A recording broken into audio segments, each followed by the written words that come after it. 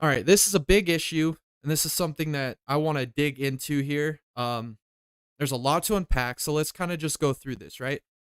So NASCAR for the last 20 years or so has no longer become a racing entity. They're not a racing sanctioning body anymore. This is for the last 20 years, last 2 decades plus. Um, they have become a business of money, money, money, money. Right? They've got their hands in all these different pots from track revenue, advertisement, marketing, TV deals, teams, sponsors, everything around it about NASCAR is money, money, money. There's no longer people that are racers or that love racing or grew up in that era of building NASCAR. Those people are no longer in charge of NASCAR. All NASCAR is ran by now is big money execs, people that have business degrees, people who are great business minds, people that don't really care about racing or the product that's put on track. They're all in the money business. The money is the key. That is what drives NASCAR. So you saw earlier this week, all the teams boycotted a meeting with NASCAR over this new TV media rights deal, right? They don't think they're getting a fair shot or a fair portion of the money that's being divvied up through the TV money, track revenue money. It's being split in ways to more benefit NASCAR and the tracks than it is the teams, right? So they basically decided to do a uniformed boycott of this meeting to kind of do a protest towards NASCAR as, hey, you guys are the ones making all the money. We're the ones out here bringing in the fans. We're the ones out here spending our money to compete in your sanctioning body. We're the ones that have everything to lose, and we're not profiting off of, respectively, of what we think we should be profiting off of, right? Um, Good example. We saw this in in IndyCar, the big IRL kart split back 20 years ago, where the sanctioning body and the teams weren't getting along. And so basically, the teams went off and started their own series, right? And IndyCar was left here with the scraps, basically, of that series. So a lot of the eyes were focused on Champ Car, right? The kart series, because they had the drivers, they had the team owners, they had all the things that made IndyCar great. The only thing IndyCar had was the Indy 500. That's all they still had, right? So everybody's focusing on um one series or the other. It's kind of, instead of being united, they're divided, right? So this is something that I could see NASCAR, if they do not change their business model, or if they don't make this not a completely about money on their end, or get people in position of power that care more about the racing product and care more about the fans. Like, the people in NASCAR right now don't care about the fans. They don't care about the teams. They don't really care about the drivers. They just are using them as leverage to make money and putting these teams in a situation where they have to obey by their policies and their overarching reach to be able to compete in their series, right? So, um, if, let's say, Hendrick and Joe Gibbs, Tony Stewart Haas Racing, let's say, um, Trackhouse, any of these NASCAR teams, name them. Let's say that they all decide to form their own racing league. They go out and they build their own cars.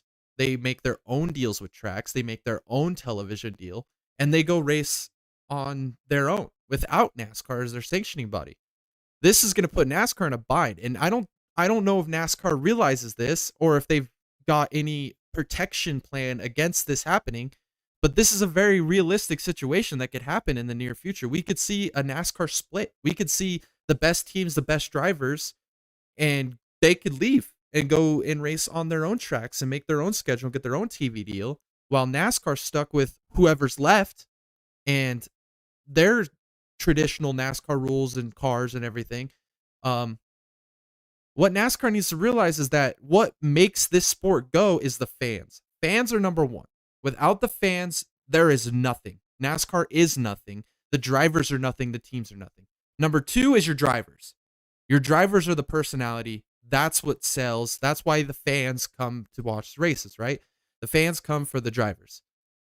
Number three is your teams. Your teams have got to make money because they're the ones, if they don't make money, they're being forced into situations that none of us like. Hiring paid drivers, drivers that don't deserve to maybe have a shot, but they've just got a lot of money and a lot of backing. So here they are. And some of the best drivers in the world don't even race in NASCAR or even race in the top level of NASCAR because it's such a paid club to get into that unless you have people willing to fork out tons of money for you to be in the series, you can't be in it, right?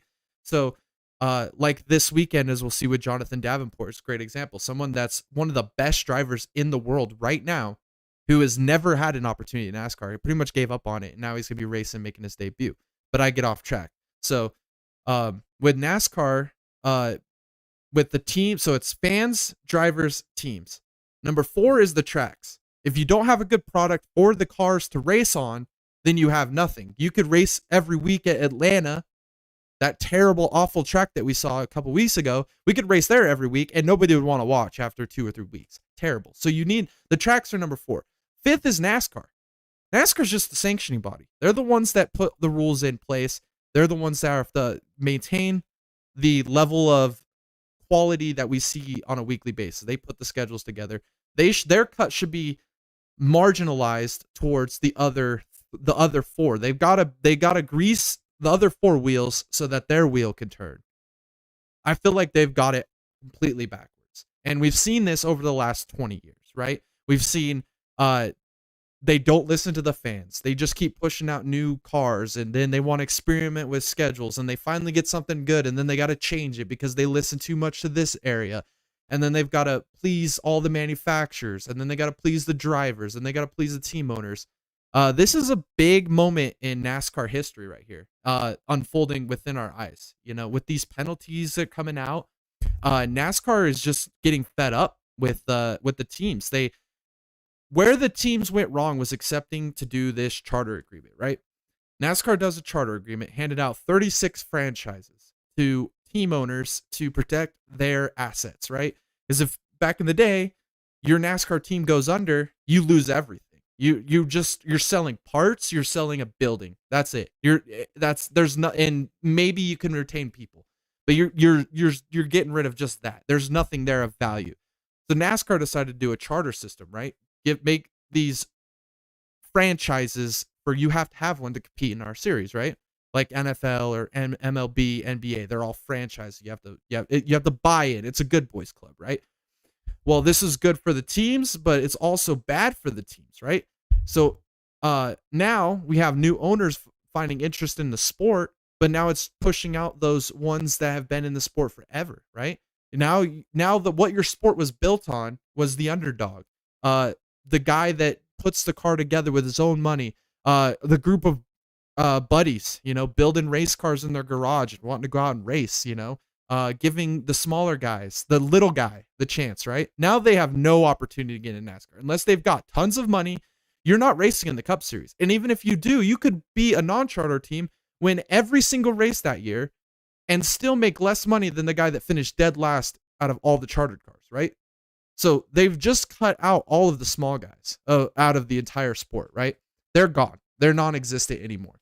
But this puts NASCAR or the teams in a weird scenario, right? Because now NASCAR can determine really how much they make off the media right deals. The tracks are making the most money behind NASCAR. The drivers and the team owners are way below. So this kind of puts the teams in a weird scenario right here where they can either jump ship and risk it all and all invest into a new sanctioning body, or they can just put up with the way NASCAR's doing this and just take the money they get and just, it's all good, whatever, sell my charter when I'm done with this format of how they run their business. That's kind of where we're at. This is this whole scenario here with NASCAR overstepping with these rules and penalties and with the teams wanting to boycott, just the way that this trajectory is going. We've seen it before. We've seen it in major sports like in MLB, NFL. We've seen it with IndyCar, like I mentioned. NASCAR's going down this slippery slope, and NASCAR's standing at the top of this rim, this edge where it's going downhill if they don't concede to some of the wants of these owners and drivers, right? So I personally think that these penalties are getting crazy, right? And they're not happy with the appeals panel because we see with Hendrick and colleague, pretty much from an outside observer's point of view, it's the same penalty, right? Same thing. You would think that the appeals panel would do the same repeal or appeal, or with the new Hendrick penalty with Byron and Bowman with those two cars. Why was it just those two out of the four car stable, right? Why was it those two specifically that got picked out and not like Larson who won? Um, is it them trying to get back at Hendrick Motorsports because they think they got off easy with the appeals panel? And then they give them a not as a harsh penalty as the hood louvers when they're modifying the greenhouse, which to me that sounds way worse than hood louvers, right? Hood louvers are small part, could fit, could not. They're all built off of a template, laser scanned. I mean, when you're messing with the greenhouse, that seems way more egregious than a 60-point penalty, right? The 100-point penalty the louvers give you, and then a 60-point with the greenhouses. I mean, but then again, we're never gonna know what the specifications are. They're not gonna post the measurements that they got or the laser scans that they got. They're not gonna post any of that stuff for us to see as fans or outside observers to see what justifies this penalty to that. And then very interesting, NASCAR appealed the way that the appeals panel can work. So I'll read this and then I'll kind of explain what it means, right? So if a violation is found, the appeals panel may then proceed to the penalty review phase, in which the original penalty issued by NASCAR is reviewed in the light of the rulebook and the information presented during the hearing. If the panel determines that the original penalty is correct, then it may be uphold the original penalty. If the appeals panel determines that the penalty should be modified, then the panel will state that the reason for the decision form and modify the penalty accordingly, right? If the penalty is modified, it may be increased or decreased within the minimum and maximum penalty ranges prescribed as the violation leveled in outline section 10.5.2 determination of penalties. If the panel decides to increase or decrease the penalty, it may do so as fit. So essentially what they're saying is there's a certain rule, right, for this penalty. So say the penalty ranges from anywhere from 50 to 100 points. Appeals panel can't just eradicate the whole thing like they did with Hendrick with the 100 to 0, right? Now if it's this egregious to 100 and they got enough evidence, now they can bring it to the minimum, which is 50. So NASCAR is basically putting the appeals panel in a box. They don't like the rulings they're getting, or it's not fitting their ideal coexistence with the teams, and they want to step over the teams and put the appeals panel in a box to basically penalize that. And it's really stems off of the Hendrick ruling, right? They were not happy that the Hendrick ruling happened where they got all their points back. And that's the reason they confiscated the Hendrick cars. Whether the Hendrick cars are cheating intentionally or not, that's up to interpretation because we don't know, right? They won't tell us or give us specifications on how they're cheating, right? So, with this being said, now teams are going to this is only okay, so to clarify, this is only to do with points penalties, right? This doesn't have to do with fines, suspensions, probations, anything of that sort, right? This is only to do with points. So now teams are going to be penalized higher amounts of points by NASCAR because they know that way that the appeals panel has been going is they've been reducing these points penalties in most situations. Even with the colleague one, they did get some points back. So I feel like NASCAR is going to make even higher points penalties in hopes that maybe the appeals panel will hit the minimum and still hit that threshold of the amount of points they want to penalize them. It's just a slippery slope we're going down here. If things do not change, we could see, like I said, we could see a split in NASCAR. We just need NASCAR to quit playing big brother over everybody, penalize people and make these penalties more related to each other. Like I've mentioned in the past with the Josh Williams suspension and then Bubba Wallace, they both got the exact same penalty. And their severity was like this. One was way up here, one was way down here, but they're equal in penalty. See, the inconsistencies, for one, everybody's saying transparency. Well, yeah, that's part of it too, but maybe they should at least, they're not going to be able to show everybody exactly what was wrong or what the problem with the part was, but they could at least give us like measurements or specs, or at least open the rule book to and highlight what's going on so that people from the outside can at least understand why this and this are equal when they're this and this, or, vice versa. So, very slippery slope we're going down here with NASCAR. I could go on with this for all day. I just thought I'd touch on that first.